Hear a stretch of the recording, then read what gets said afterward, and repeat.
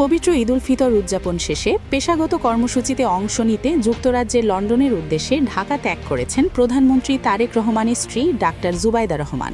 আজ রবিবার ২২ মার্চ সকালে হজরত শাহজালাল আন্তর্জাতিক বিমানবন্দর থেকে বিমান বাংলাদেশ এয়ারলাইন্সের BG-201 নম্বর ফ্লাইটে তিনি যাত্রা করেন। বিমানবন্দর সূত্রে জানা গেছে, ফ্লাইটটি স্থানীয় সময় রাত ৯টায় লন্ডনের হিথ্রো বিমানবন্দরে অবতরণ করার কথা রয়েছে। পেশায় হৃদরোগ বিশেষজ্ঞ ডাক্তার জুবাইদা রহমান মূলত একটি চিকিৎসা সংক্রান্ত প্রশিক্ষণ কর্মসূচিতে অংশ নিতেই এই সফর করছেন। গত বছর দীর্ঘ ১৭ বছরের প্রবাস জীবন কাটিয়ে স্বামী তারেক রহমানের সঙ্গে তিনি দেশে ফিরে আসেন। লন্ডনে অবস্থানকালে তিনি সেখানকার একটি স্বনামধন্য হাসপাতালে কর্মরত ছিলেন। এবারের সফরে তার সঙ্গে রয়েছেন ঢাকা বিশ্ববিদ্যালয়ের শিক্ষক অধ্যাপক ডক্টর মোর্শিদ হাসান খান এবং প্রধানমন্ত্রীর কার্যালয়ের senior medical officer doctor Shah Mohammad Amanullah.